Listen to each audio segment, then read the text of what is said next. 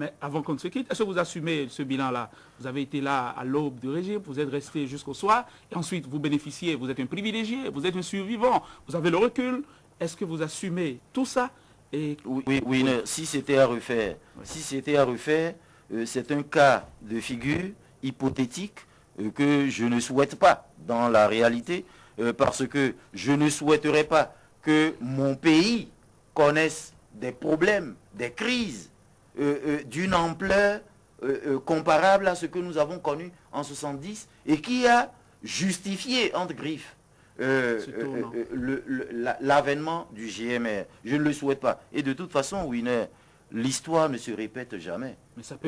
L'histoire ne marche pas à reculons. L'histoire bégaie. L'histoire bégaie, elle ne se répète pas. Maintenant, quant à savoir quel est mon sentiment personnel et ce que j'en dis au plan de la responsabilité, au bout de 17 années de pouvoir. Je suis un citoyen béninois qui est heureux et fier d'avoir participé à ce régime-là, qui a créé les conditions pour la première fois dans l'histoire de notre pays pour l'apprentissage de la démocratie populaire. C'est l'acquis majeur, je dirais, le plus important même, que je trouve au régime du PRPB. C'est d'avoir créé les conditions qui ont permis la maturation de la conscience politique et patriotique du peuple béninois et de l'avoir initié à l'apprentissage de la gestion des affaires publiques.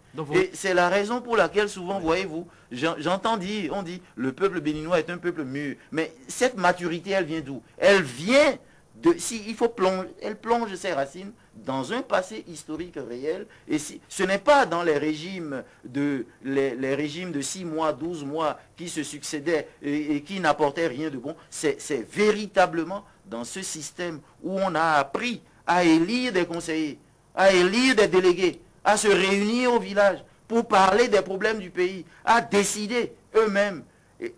On a appris à faire ça. À un moment donné, il était nécessaire de faire un nouveau pas en avant. Et si personnellement je considère que nous devons toujours rendre hommage au président Kérékou, c'est pour avoir eu la clairvoyance de comprendre que le moment était venu, à la faveur des crises graves de 1988, 89 et 90, de changer le système politique en initiant une forme de concertation nationale pour trouver un consensus national avec la conférence des forces vives de 1990. Mais s'il a été facile pour lui de le faire, c'est parce que, si vous vous souvenez maintenant, qu'en 1972, il a réuni les forces vives, des forces démocratiques, pour faire une concertation et proposer un projet de programme, c'est que cet homme-là a toujours fonctionné dans un esprit de consensus. Et c'est une constante chez cet homme-là. C'est un coutumier du fait, le général Mathieu Kérékou. Vous avez dit 17 années et vous avez dit que vous assumez même les errements. Il y a beaucoup de choses qu'on a dit sur ce régime-là. Aujourd'hui, vous retenez essentiellement la démocratie populaire, que cela à incrustrer ce n'est pas le port, jusque dans le port des Béninois. Il ne me revient pas à moi de le dire. Ma modeste personne n'est pas qualifiée pour poser cette affirmation à caractère solennel. Mais je ne suis pas le chef de l'équipe politique qui a dirigé le pays. C'est Mathieu Kérékou lui-même. Et il l'a déjà fait à la conférence nationale. Il a dit qu'il assume l'entièreté des actes et des actions posées par son régime. J'étais membre de cette équipe, je partage cela avec lui au niveau de responsabilité qui était le mien. Parce que dans la responsabilité, il y a, voyez-vous, des niveaux et des degrés. Lui, il occupait le niveau le plus élevé et le degré le plus entier. Oui, vous avez franchi palier après palier, vous avez été sous-préfet et vous avez fini directeur de cabinet. J'ai été successivement directeur de l'information et de la propagande.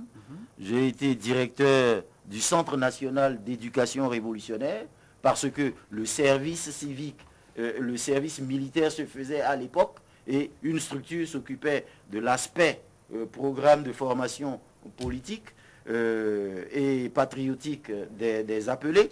J'ai été, après Joseph Degla, directeur du CNR. J'ai été ensuite, j'ai été avant cela plutôt chef de district dans le Koufo pendant plus de 4 ans à Kouékamé.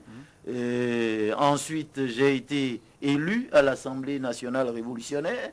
J'étais commissaire du peuple, j'ai été président de la commission des relations entre l'Assemblée et le gouvernement. J'ai été ensuite secrétaire général du comité permanent de l'ANR. Ensuite, membre du comité central à partir de 1979. Le président Kérékou m'a appelé à ses côtés pour être son directeur de cabinet en 1989. Et c'est à ce poste-là que j'ai participé en tant que délégué à la conférence nationale. Et j'ai été, je suis resté à ses côtés pendant la période de transition. Donc, ça ne s'est pas arrêté là, 10 ans ensuite j'ai été, bon, enfin, à son retour aux affaires. Vous êtes revenu avec dans les valises du général Kérékou et avec vous avez passé... Non, Winner, je ne suis pas un objet, non, je ne suis pas un effet vestimentaire, oui, et j'ai un statut comme vous, j'ai ma personnalité. Vous êtes revenu avec le général et j'insiste là-dessus parce que le président Kérékou ne m'a jamais traité autrement que comme un collaborateur. Vous n'avez jamais été dans ces valises. À part entière. Oui, mais en temps vous avez remisé au vestiaire, au placard, la morale austère et l'héroïsme révolutionnaire. Vous avez laissé la Barcos, vous êtes devenu Pierre Shaw, ministre d'État fringant qu'on a connu, et maintenant vous êtes candidat. Non, vous les journalistes, je vais vous dire une chose. Vous êtes journaliste et c'est dommage que vous ne sachiez pas ces choses-là. Cette manière de présenter les choses, c'est forcément réducteur.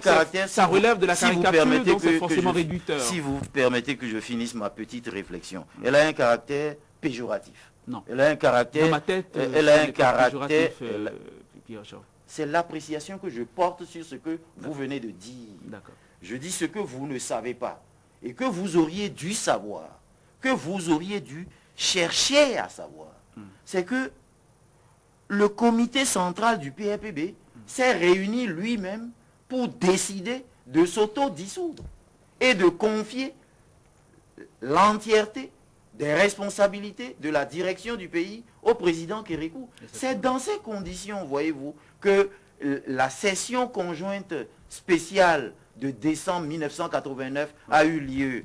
Deuxièmement, en avril 1990, le PRPB a tenu son dernier congrès. Et je suis étonné que les journalistes ne sachent pas cela, parce que vous n'allez pas, excusez-moi, vous n'allez pas à la recherche des informations.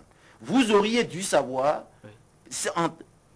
Canal 3 n'existait pas. Ce n'est pas Winner en tant que tel personnellement que je mets en cause, mais d'une façon générale, les animateurs de nos médias nationaux, pour dire que les événements politiques, c'est vous qui devez aller à leur recherche.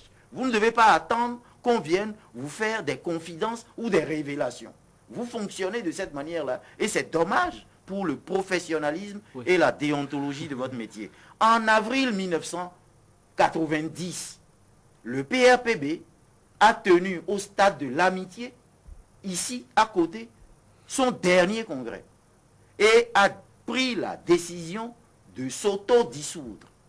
Le président Kérékou, qui était président du comité central, n'a pas assisté personnellement à ce congrès-là, et il m'a désigné pour aller être son représentant. Il a rédigé son message que j'ai lu au congrès. Mais ce sont des faits d'histoire, ça. Qu'il faut savoir, vous aviez des pics pour les journalistes, vous les avez servis, monsieur le ministre d'État.